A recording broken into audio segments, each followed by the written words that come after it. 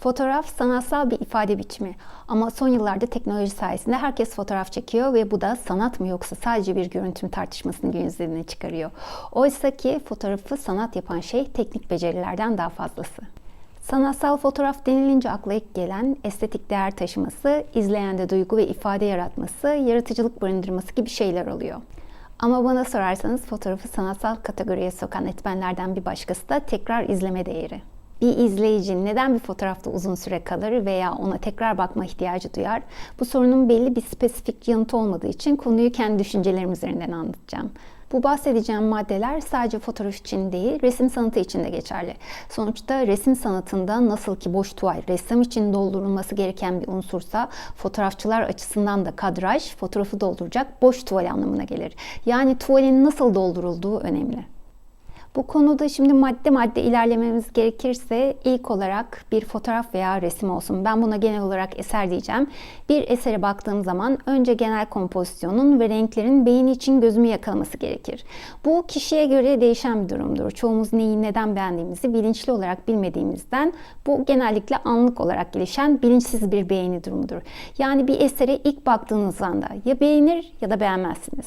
Bir eserde gözüme doğru gelmeyen bir şey hissedersem genellikle bunun kompozisyonun doğru kullanılmaması sebebiyle olduğunu düşünüyorum.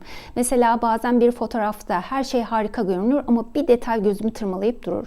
Ya bu obje biraz daha sağa mı kaysa daha iyi olurdu gibi şeyler düşündüğüm çok olur. Kompozisyondan kastım eseri dolduran öğelerin yerleşim yerleridir. Evet, bazen sanatçı bilinçli olarak kompozisyon kurallarına uymayabilir ama istisnalar kaideyi bozmaz. Öğelerin yanlış yerleşimi genelde ilk başta eleme sebebim olur. Çünkü herkesin gözünün bir terazisi vardır ve değerlendirmelerimizi o teraziye göre şekillendiririz. Bu nedenle biz sanatçılar bir eser yaratırken önce kendi gözümüzün terazisine güvenmeliyiz. Bu olmazsa olmaz bir koşuldur. Biz fotoğrafçıları hep kompozisyonun ve renklerin öneminden bahsedilse de konu sadece bundan ibaret de değil. Bu da bizi ikinci maddeye getiriyor. Bir fotoğrafa bakmaya başladığımda bir hikaye anlatıyor mu bilmek isterim. Çünkü hikayelerdir bize empati yapıp karşımızdakiyle bağ kurmamızı sağlayan şey. Karşımızdakiyle duygu alışverişi yapmamıza imkan verir. Hele ki anlatılan hikaye açık uçlu ise ben buna bayılıyorum. Çünkü bu durum bende sorgulama isteği uyandırıyor. Öncesinde ne olmuş, sonrasında ne olacak? Bu tarz hikayeleri yaratmak elbette zordur. Ama bu demek değil ki her hikaye açık uçlu olmalı. Hayır, böyle bir zorunluluk yok. Bir kişi bile olsa izleyenle bağ kurduğu müddetçe hikaye hikayedir. Şimdi ekrandaki fotoğrafa bakarsanız açık uçlu hikayeyle neyi kastettiğimi daha iyi anlayacaksınız. Eserde kaza anında iki insan görünüyor. Hikayelerini merak ediyorsunuz. Sevgililer mi merak ediyorsunuz? Kadın ölmüş mü yoksa baygın mı? Sonrasında kurtuldular mı? Kaza neden oldu? Nereye, neden gidiyorlardı? Böylece bir sürü soru dolaşıyor kafada. Merak ediyorsunuz. Bu eserde sadece an var ve izleyiciyi çok başarılı bir biçimde içine doğru sürüklüyor. Bir diğer maddeye gelirsek, bir fotoğrafta dikkatimi çeken diğer bir unsur bakış açısı değişikliği diyebilirim. Bundan kastım iki şekilde olabilir. Birincisi hikaye karakterlerinin bakış açısı yönünden. Yani farklı bakış açıları hikayeyi farklı görmemi sağlıyorsa bu ilgi çekicidir. Örneğin fotoğrafta iki kişi olsun, biri önde diğeri arkada. İkisinin de bakış açılarından hikayenin değişmesi buna örnek verilebilir. Size burada görsel bir örnek sunacağım. Birincisi Gustav Pope'un Kral Lear'ın Üç Kızı isimli eseri, diğeri de Norman Rockwell'in The Art Critic isimli eseri. Eser karakterlerin bakış açılarını yansıtması açısından oldukça etkileyici. Burada bakış açısı değişikliği iki şekilde olabilir demiştim. Bunun ikincisi ise diğer izleyicilerin yorumları ile bakış açımın değişmesi. Mesela bunu yaşamışsınızdır. Biri bu adam çok hüzünlüymüş der, diğeri de yok ya ben onda umut görüyorum der. Peki gerçekte hangisi doğru? Cevap hepsi.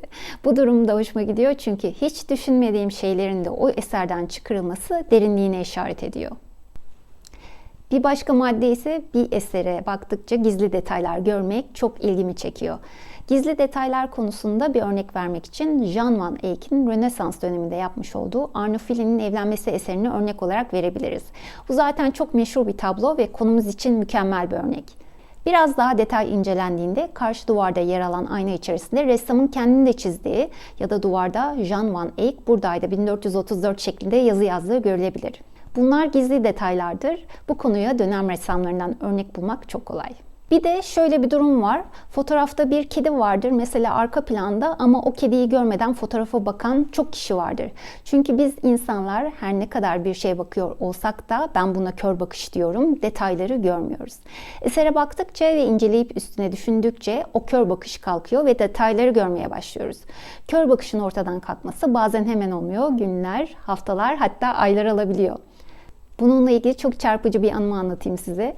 Küçükken annem işteyken anneannem bizimle ilgilenirdi ve okuldan sonra ona giderdik. 100 metrekare minnacık bir ev düşünün. Misafir salonunda duvarda şu anda gördüğünüz baskı çerçeve asılıydı. Charles Allen Gilbert'ın 1892 yapımı O Lizzie Vanity isimli illüstrasyonu.